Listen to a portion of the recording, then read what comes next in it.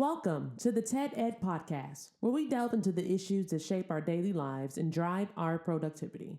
We confront topics that matter deeply to all of us, from healthcare and affirmative action to voting rights and monetary success and failure. We cover it all. And yes, we dive into the complex world of politics, exploring how our country has evolved from slavery to the 21st century.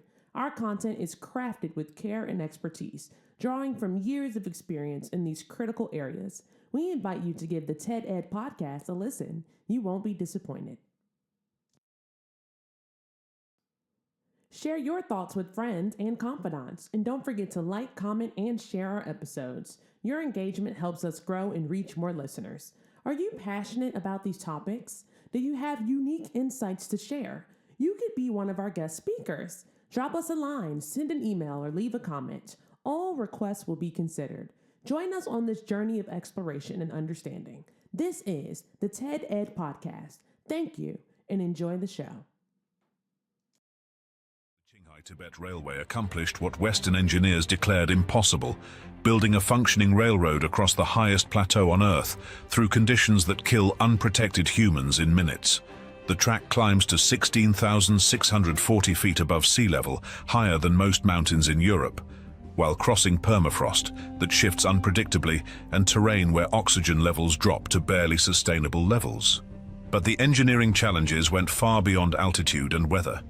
Chinese engineers had to solve problems that don't exist anywhere else on Earth. How to lay tracks on permafrost that melts and refreezes. How to maintain equipment in temperatures that drop to negative 40 degrees Fahrenheit. And how to keep passengers alive at altitudes where most people would lose consciousness without supplemental oxygen. The solution involved technologies that seemed like science fiction to Western observers. The trains use pressurized cabins like aircraft, with oxygen systems that maintain breathable atmosphere throughout the journey. The track sits on thermosiphons that prevent permafrost from melting, using passive cooling systems that require no external power, yet maintain ground stability across hundreds of miles. Construction required moving equipment to locations accessible only by helicopter, with workers operating in shifts to prevent altitude sickness while building bridges across gorges that span distances equivalent to city blocks. The project consumed 5 years of continuous construction, despite weather windows that lasted only months each year. The railway's completion connected Tibet to China's main transportation network for the first time in history, reducing travel time from days to hours while maintaining passenger safety standards that exceed international aviation requirements. Medical facilities along the route provide emergency care for altitude-related conditions, while the trains themselves carry medical equipment typically found in hospitals. Western transportation officials admitted the railway represented engineering capabilities their countries simply didn't possess, requiring coordination between government agencies, military logistics, and private contractors that democratic systems couldn't replicate. All right, people. We are on the air again. How are you guys doing today? I hope everything is going well. It is nice and bright and sunny here in the great city of ATL. Everything here is looking good. So far, anyway. Kids going back to school, buses and stuff been zooming around this morning. Garbage truck came by, picked up a garbage. Today was garbage day, people. Getting all the garbage out the house. But anyway, every day, there's a lot of stuff going on. And I just hate, man, that we can't have a complete show without saying something about this knucklehead sitting there in the White House. But it just so happens that he just keeps his little old tentacles and every little bitty little thing is going on out there. And everybody just had to just keep him on their radar and stuff and everything because they don't know what the hell he might do. So I don't know what's going to happen when his term is up in 3.5 years from now. What the new media is going to do because he's been in our daggone radar since 2015. That's a long ass damn time. That's over 10 years, people. This knucklehead has been dominating our news cycle every damn day. And he was out of office for 4 years, and he still stayed in the spotlight every day. It wasn't a day that went by that his name was not mentioned. So we're going to have a hell of a time and stuff trying to deal with news and stuff and everything after this sucker finishes his term here. But I don't know. He wants to still stay in office, so I don't know what's the heck going to happen. And I don't think anybody else out there does either. I know a lot of his Republican folks are getting sick of his ass, but they can't do anything about it because everybody's scared to death of him. Anyway, let's talk about something that's really going on here. Uh, has anyone out there in the audience ever heard of this little old country there called Burkina Faso? I guess that's how you pronounce the name. Burka, Burkina Faso. Burkina Faso. It's a landlocked country in West Africa. And they have the longest serving president since the country gained its freedom. He's been in office for, I guess, about 3 years now. So that tells you what the heck happened to him. But every 2 years, they gonna have a coup and they gonna kill somebody. Somebody gonna die. But he's the longest serving one they got. He's been in there for 3 years now. But the little son of a gun is 35 years old. Mm. But he is doing one hell of a job there in that country. And our president touched upon him. He has changed the whole image of Africa.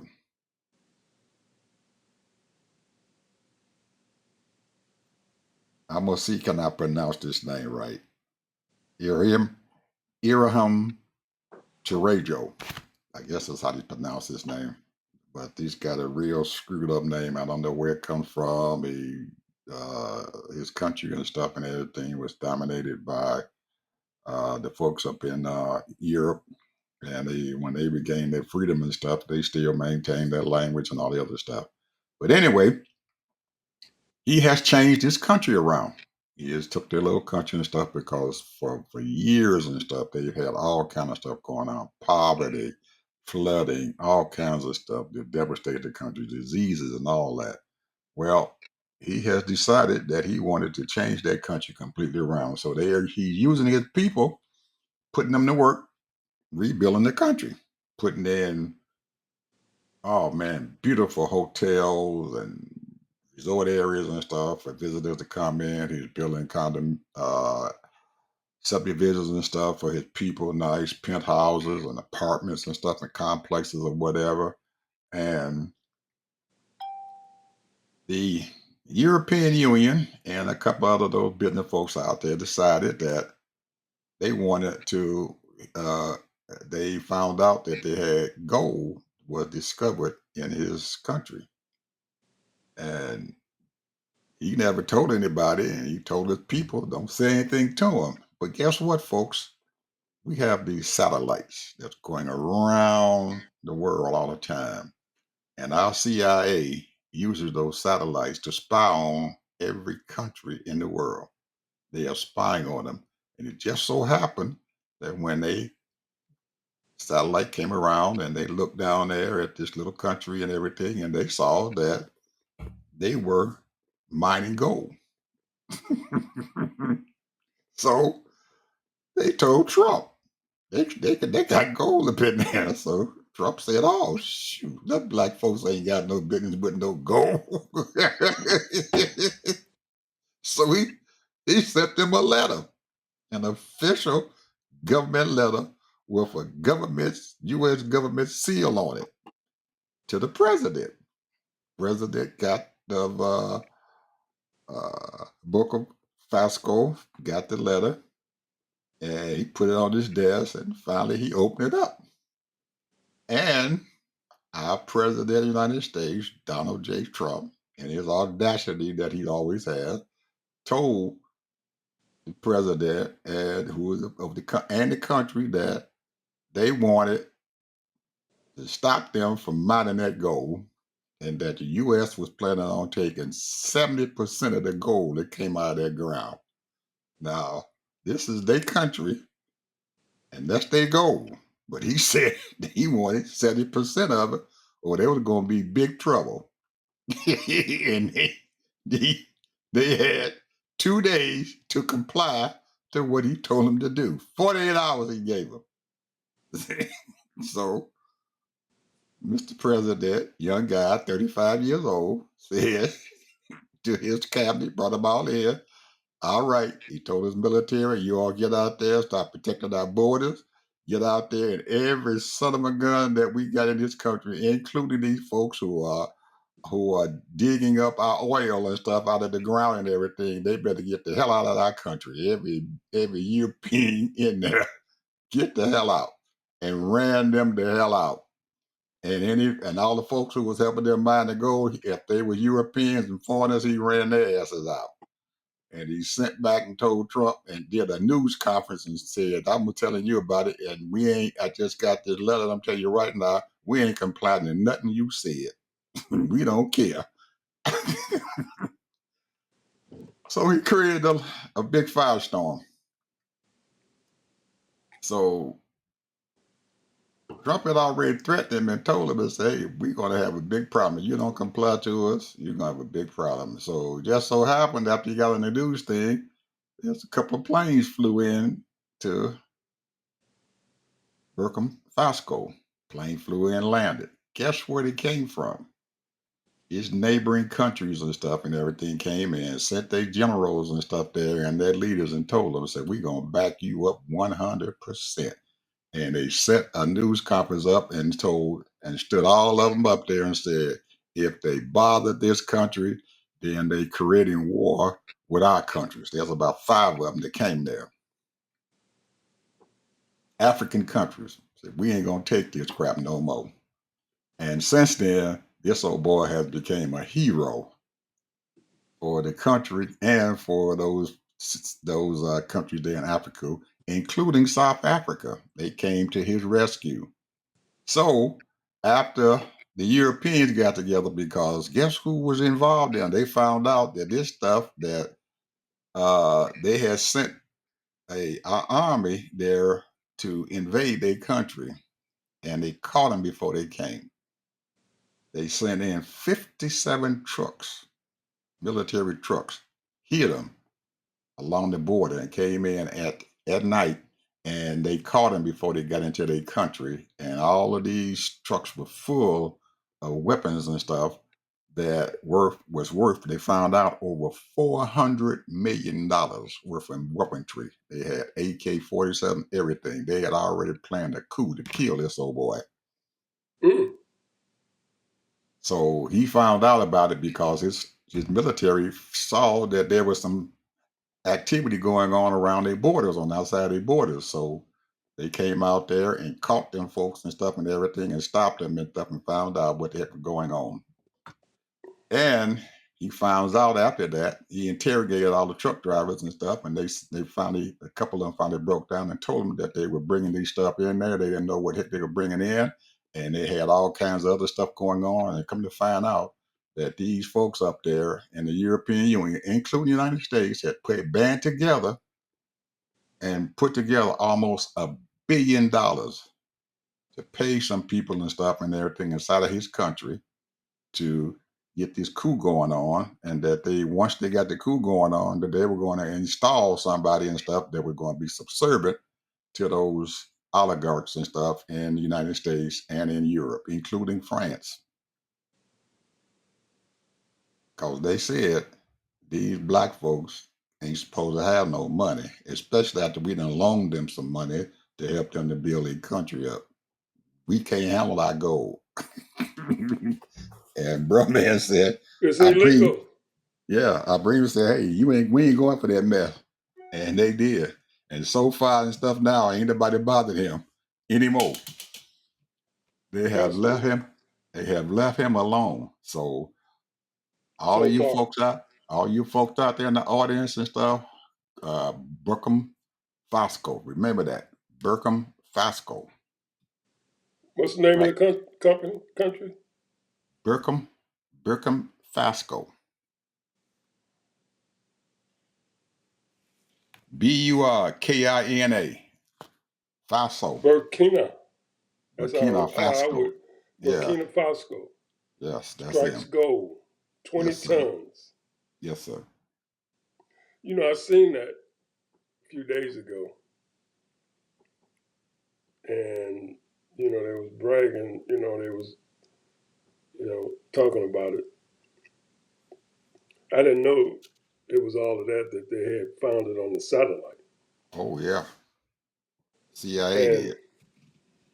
and you know, that would, you know, when you're talking over 20, they said 20 plus tons of mined already. No telling how many tons it is. But you got to realize that worldwide that they can count for is only about maybe 50 to 75 trillion dollars of gold. And they got that down to a science. All different countries, China got gold, Russia got gold, and all that. And and the way they calculate it, because right now, gold is supposed to be like one of the hot commodities now. Over 3,000 an ounce.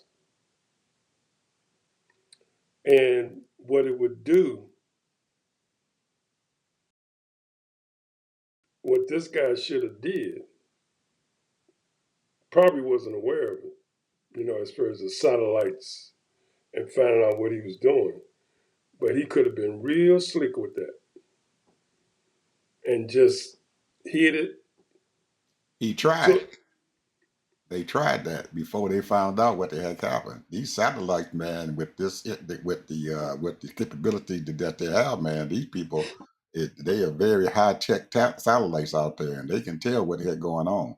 I mean, they did. They tried to hide him. They knew that they had their goal there, and they hid it. He told his people to hide it. We're not going to let these folks know that we're mining this gold, and he couldn't do it because they have these satellites are so high tech now that they've got out there. They found it anyway, and it was only like a little blimp there on the daggone map there, tiny little blimp, and they zoomed in and got it and found out and knew it was gold. well, if I'm not mistaken, I think it was something that it was sparked. The gold sparked from the satellite. Something happened, but they knew what it was. But they did say, when I was reading the article and stuff about them, they did say that they tried to hide it. They did not want people to know that they had found gold and stuff in their country. And they tried to do whatever they could to hide it, and they couldn't do it because they thought they had until they got the letter from Donald Trump. They thought they had hit it. I can't even calculate how much that gold is worth. I can't either, and they can't either. But guess what?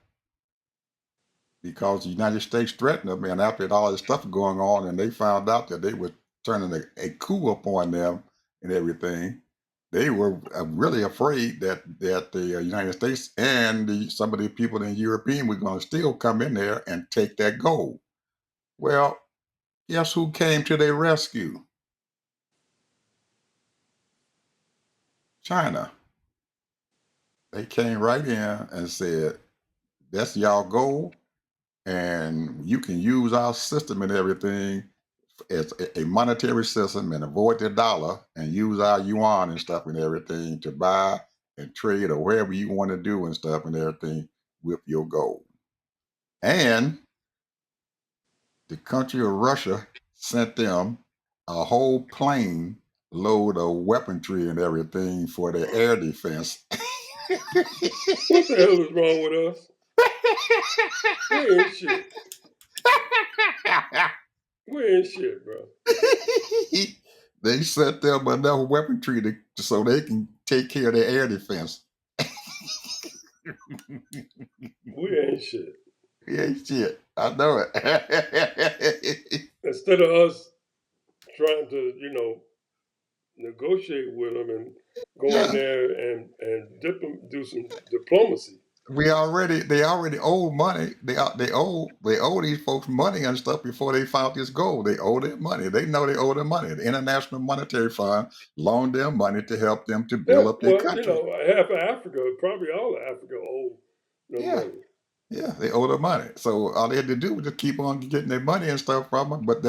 But Trump went in there and threatened them and said, "We want 70% of your gold. We're going to call this loan and stuff due. The whole loan due immediately." And so he said, "We ain't letting these knuckleheads threaten me." When it first happened, he was sitting there by himself. But after he stood up to him and did their news conference, man, he had all kind of help that came in to help him out. It's a mess, man. I'm telling you, we are a mess.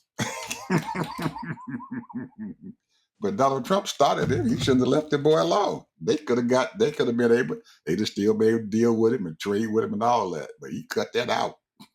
So he wanted to bully. So that's what he He wanted to do. tried He to wanted to bully. he tried to bully them because they was an African country. He was gonna bully them for their gold. And now he got two of his worst enemies Right. helping him. They just sitting down there helping them, protecting them, doing whatever. And China and Russia offered them, say, any help you want, just call us. We're gonna give it to you.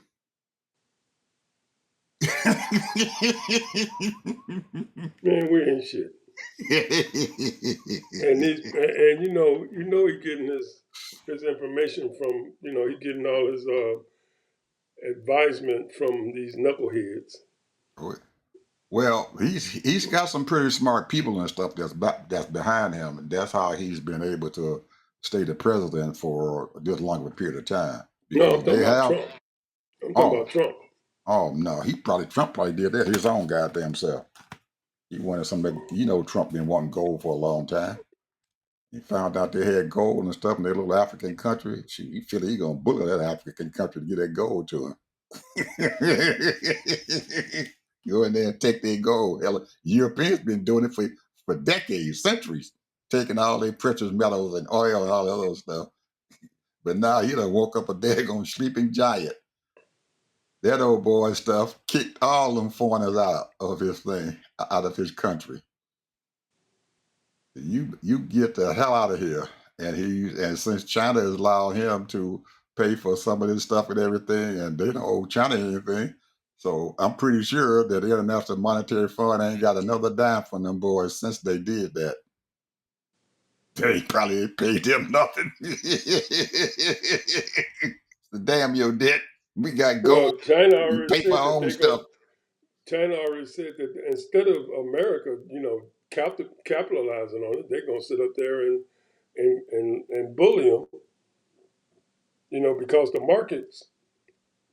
I'm thinking that because they playing this game with America now, because we got these other things going, the Bitcoin currency, digital, and all that mess, you know, and that's gonna hurt all of these types of monetary things.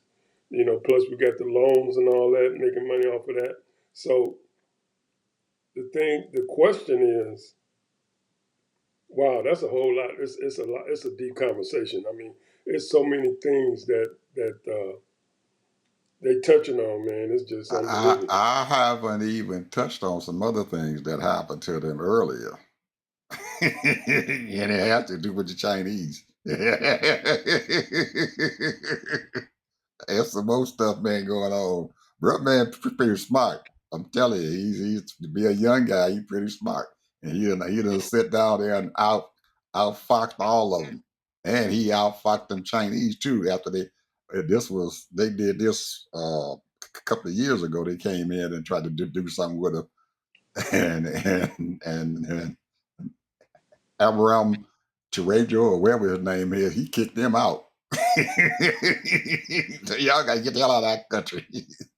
Now they came back in there to help him. That's a story in itself, man. That's a nice, big story that happened with that. It was a mess because all these big countries and stuff think they can come into these little African countries, man, and just take all precious metals and everything they got, all their assets and stuff, and don't give them and give them trinkets and stuff for it.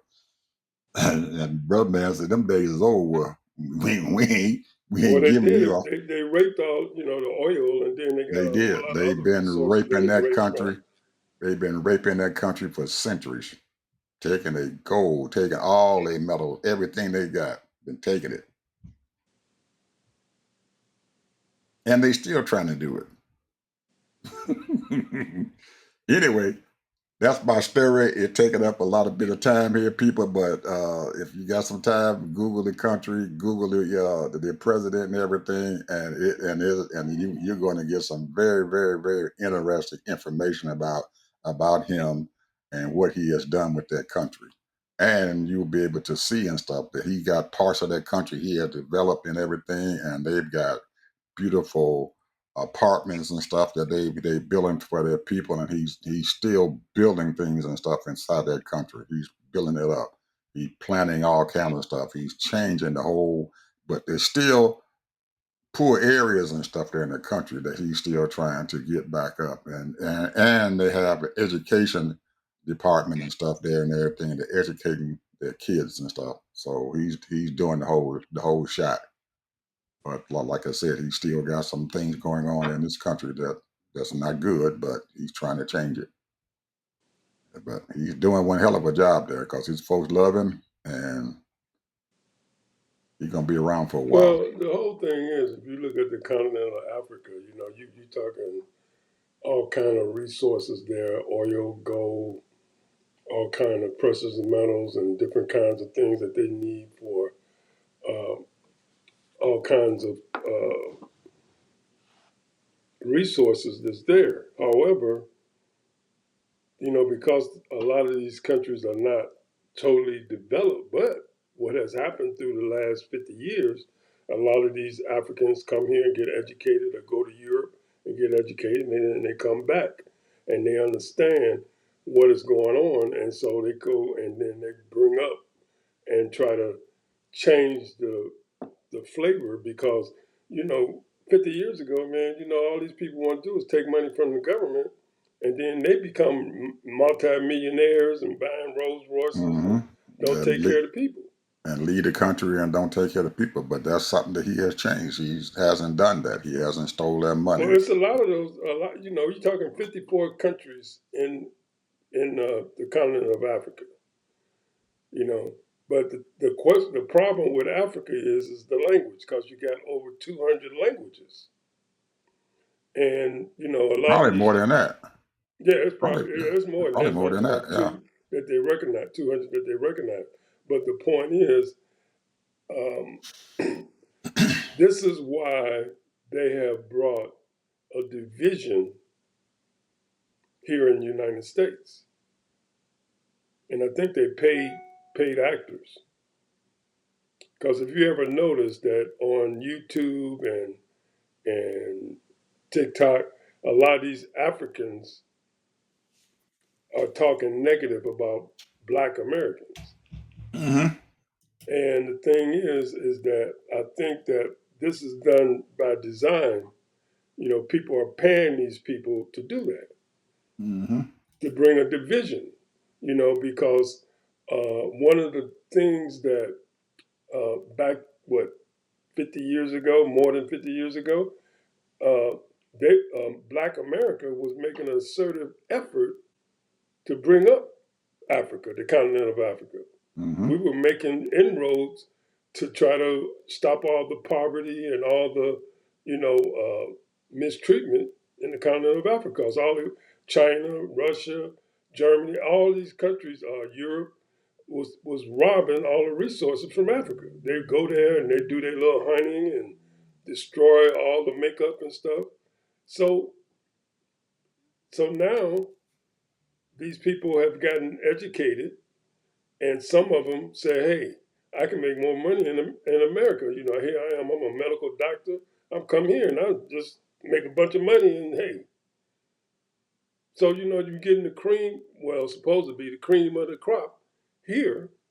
I mean, there are so many doctors and nurses and engineers here that are from the continent of Africa because they end up getting educated in other countries. Some of them got educated right there. But the point is, they have left their country because it's majority of it is full of poverty and full of ignorance.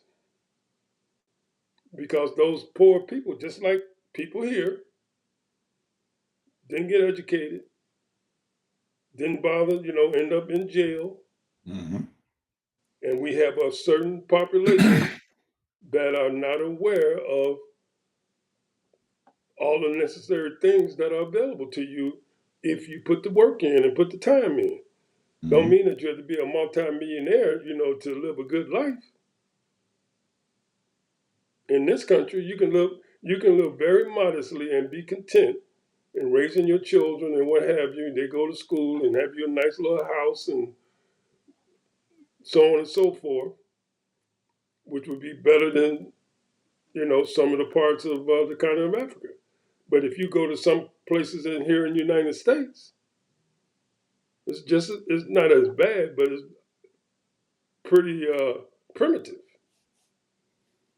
Still places here that don't have any electricity and running water and stuff like that. But those people decide to live off the grid, bro. It's a lot of people that's living like that. In the 21st century. Yeah. I mean, we live like, most of us, just 50-something years ago, 55, 60 years ago, we lived like that. Pumping water in outhouses. Oh, man. Yep, they are still available. They're still here. Okay, what you got, man? We done took up almost a half hour and stuff on this subject here on Africa and stuff. We can, and just like you just said, we can talk about Africa, man, for at least 3 or 4 shows and still do not hit. Don't touch nothing. We want to be Don't touch hardly anything stuff because each one of those countries and stuff have their own image, their own stuff that they got going on and everything that's unique to the other countries and stuff around them. Because it was very unique and everything for those countries to come in after the president had got on the air and everything and told Trump that he wasn't going to give him a dime, get out of his country. And to have them to come there to his country and stuff and help him and to protect him and stuff is very unusual. You don't find that happen. Each one of those countries and stuff, they're separate entities and they do not go out of their way to help anybody around them. But for some reason or another, they decided that whatever this guy was doing, they wanted to emulate that same thing inside their country because they had just gotten rid of European colonialism and stuff inside of their countries and stuff, and they wanted to survive. So they're doing a heck of a job anyway. So what you got? Well, just about a week ago, I was talking about Africa, and I had did a list that I didn't talk about, and about the GDP of the top 5 countries in Africa. I'm trying to see if I can find it. So if you got something else you want to talk about, go ahead. Okay. Yep, there were some things that I had to say. A lot of stuff. We're now, Ted, get people out there. We're getting into this thing where this supposedly big ugly bill is getting ready to take a hold, and the effects and stuff of this beautiful bill and everything is going to start hitting us and stuff real soon.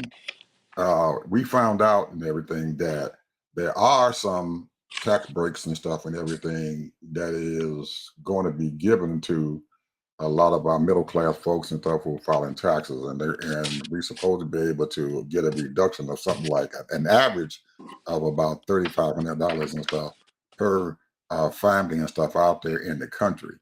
But there's a kicker to the whole daggone thing.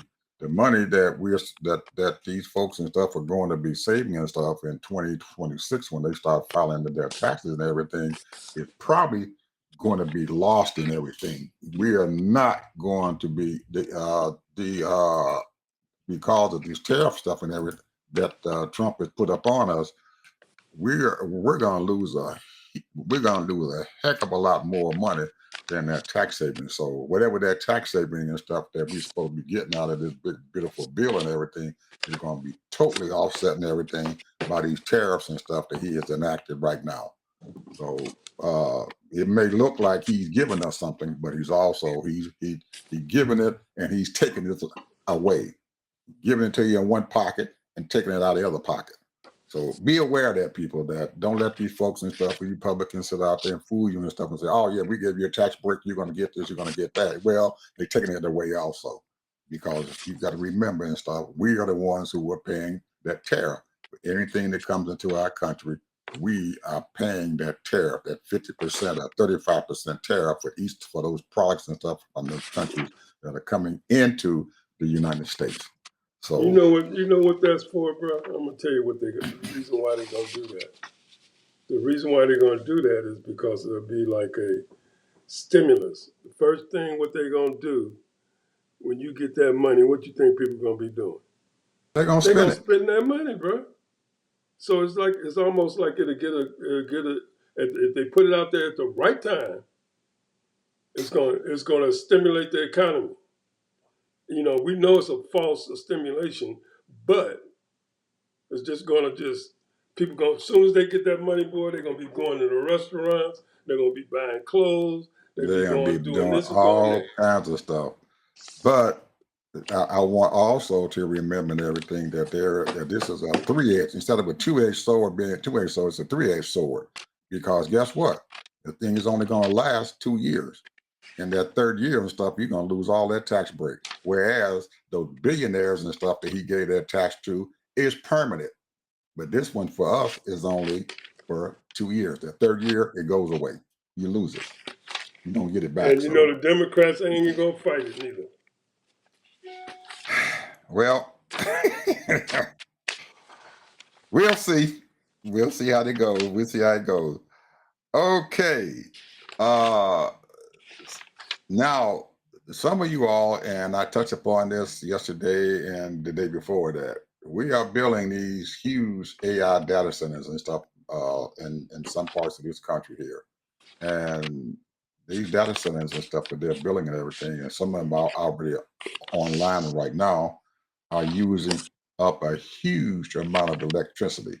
So once we see our electric bills and stuff starting to rise and everything because of what's going on there, because we are not replacing our electricity, we are not adding anything and stuff to it, because guess what? When Biden came into office, he realized that these data centers were being built. So he decided that we were going to have these huge wind farms, these huge solar farms out there to help our electrical grid and everything to increase our energy and electricity production. Well, our president, as soon as he came in office and stuff, cut all that stuff out. We're not going to have any more wind energy. We're not going to have any more solar energy and stuff there in our country. We're not going to use it anymore. So because he has done this and everything, he has kind of cut our throats, because we're the ones who are going to have to pay for the increase in energy costs. So they're going to have to burn more gas, more coal and everything and stuff to offset whatever we've lost. And then we find out that up in the Northeast and some of those countries up on the Canadian border, they have energy that they're using from Canada, and Canada has just increased the cost of that energy and stuff. I think it was, last time I saw it, was 35%. So you folks up there in the Northeast and they already told them. Yeah, they didn't increase. They might cut it off. They have increased the cost of the energy that's coming in to those states. And these people need this energy because the power grid and stuff can't handle what the capacity and stuff there in the Northeast. So, man, we got all kinds of stuff. It looks like things are looking good on one side, but then then in turn and stuff, we've been kicked in the butt and everything. And guess what? Who's caught in the middle? You got Trump, you got Canada, you got all this other stuff going on, you got the data centers and stuff, and we're sitting right there in the middle and stuff, getting hit in the head by three sides. Trump, he's hitting us in the head. He's the power companies are hitting us in the head. Canada's hitting in the head. Yeah, what did you say? You know, that boat, that what analogy you use, it goes a slow turn. Yep. And this is what's happening right now. It's It's going a slow turn. we're like a Before you big know it, we're like a big cargo ship, and it's huge, but it takes a while to turn our economy around. But eventually, he can turn this thing around, and he is slowly turning us around. and next thing you know, everybody gonna say, "What happened? We $50 trillion in debt." He's screwing us all up. They're like, "What happened? We $50 trillion in debt." Yes, sir. We already $1.5 trillion in debt already. Added to our deficit already, and we on the verge of hitting $3 trillion more on our deficit, which Well, is I'm gonna bring absolute. something up that we discussed about a week ago, 2 weeks ago, and I was hollering and screaming at you, and you was hollering and screaming at me about Apple. And I had been doing a little research on this thing, and you have to really deep dive. You have to go down a rabbit hole to get all this information, bro. Absolutely.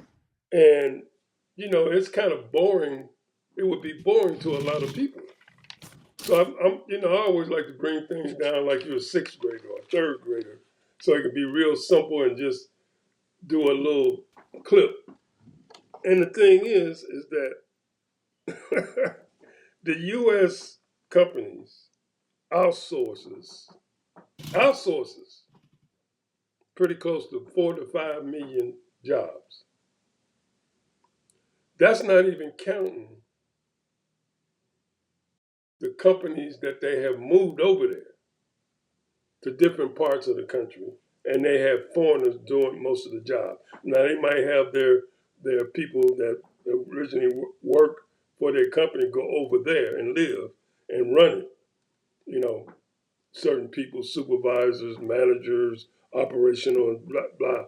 But the workers are the foreign people. And I was looking at this thing, bro, and you have to really go down a rabbit hole. But rather than, I'm just going to just name a few companies that our American people are working for. You say, oh, I'm working for Apple. Oh, I'm working for Microsoft. Oh, I'm working for so and so, so and so. No, you're not. Robert Half. You heard of Robert Half? Mm-mm. You ain't never heard of Robert Half? Mm-mm. That's one of the major oldest recruiters for they might have 500 people they recruit for. This company might need 500 employees to do a certain job. It might be customer service. Some of the stuff it might be a little small accounting work. It might be some of it, maybe driving a truck or whatever. And they will hire through Robert Half.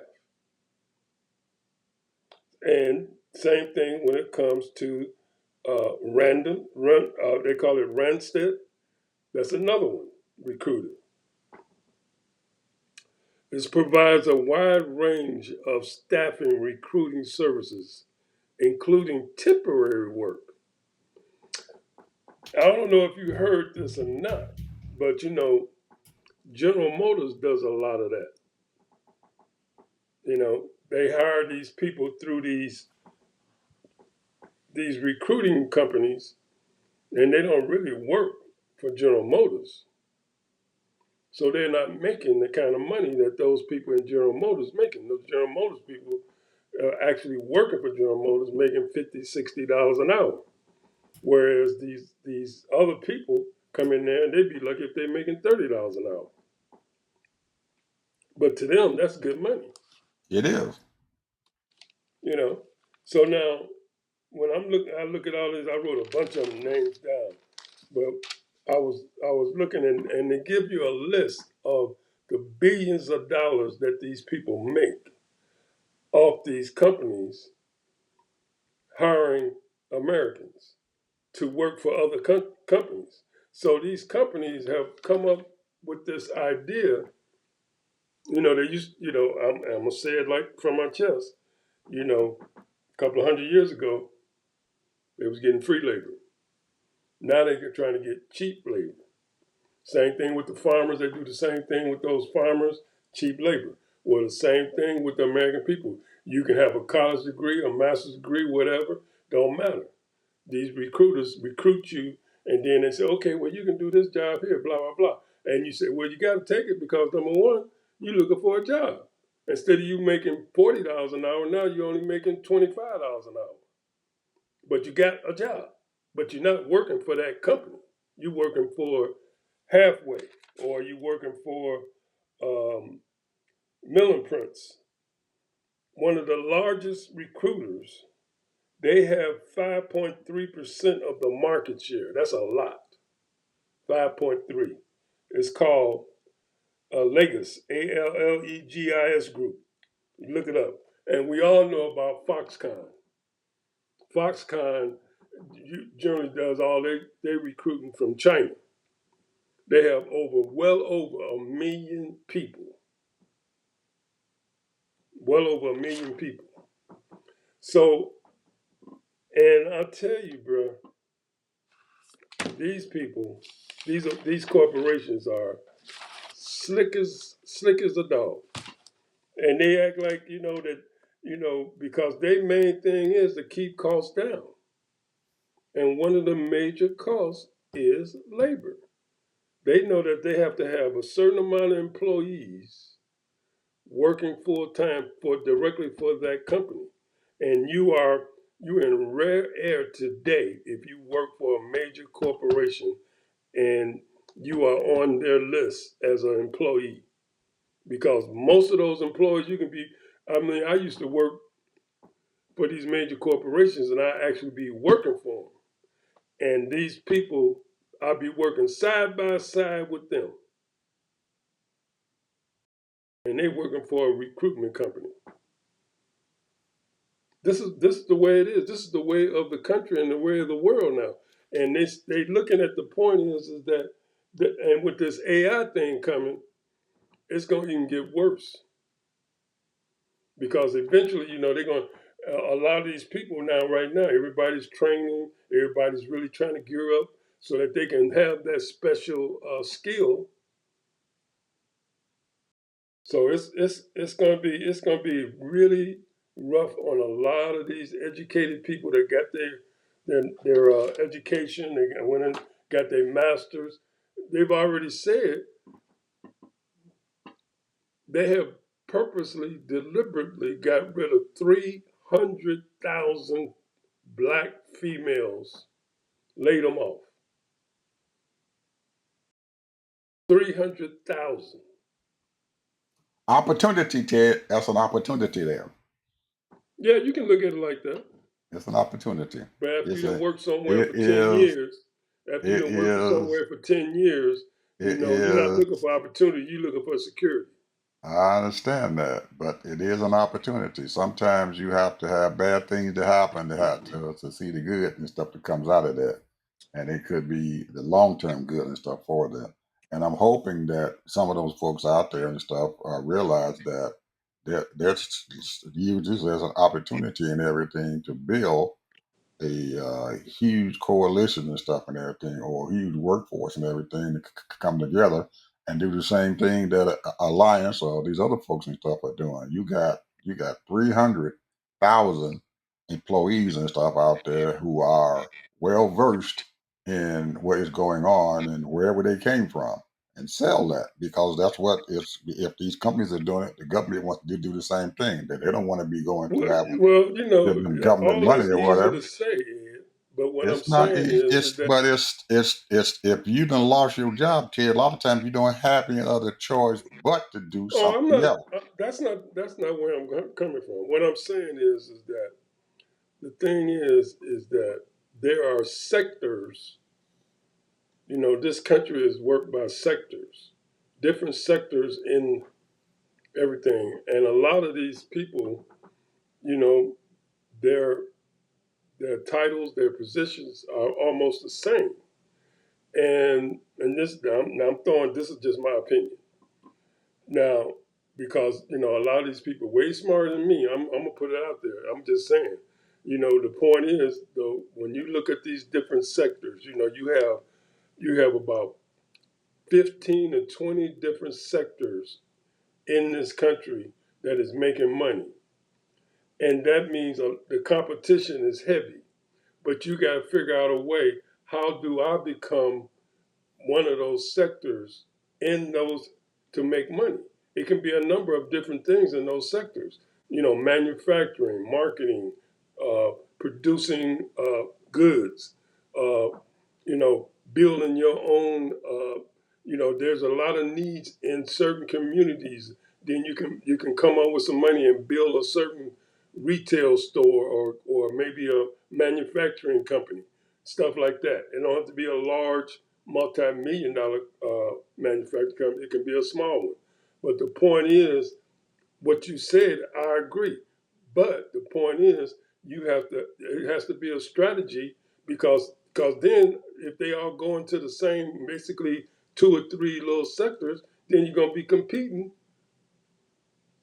with yourself, with each other, because you know how to Then that's you know fine. how Well, them there's nothing folks wrong do. with that. You know they only gonna do business with one or two people, Absolutely. black But people. that's fine because there's always going to be competition out there for anything that you've got going on, and that's exactly what I Got to was have a trying to say and strategy. stuff that as a group, and you've got 300,000 people and stuff and everything under your tutelage and stuff and everything. You got a lot of power out there. You got a lot of ways and stuff and everything that you can they can dump that money over there to you, and then you putting 300. You got 300,000 people just sitting there behind you that you can send right there to them, especially in these government jobs and stuff that they have eliminated, which they're gonna need those jobs, Ted. Those jobs haven't went away. They're gonna need these people, but they just don't want to deal with them because they got to pay all their salary. They got to pay their health care coverage because if you're a government employee, man, your health care policy and everything is very, very lucrative and stuff for you. So they just cut that out and everything, and so they want somebody else to come in, handle them, and then they deal with that human resources part of the whole situation, and they got a warm body there who's already been into their job. So just like you said, they come in there where they just came from, and then they're hired back to another company and everything, and they're sitting beside their fellow workers who are still sitting there and everything, and they're making less money and less benefits and everything, but they still got a job. Anyway, final word, brother. We at the end here. This hour has shot by here so fast. I don't know what to say. I'm looking at this daggone clock there, and we got about 5 minutes before we gonna hit 1 hour. Damn.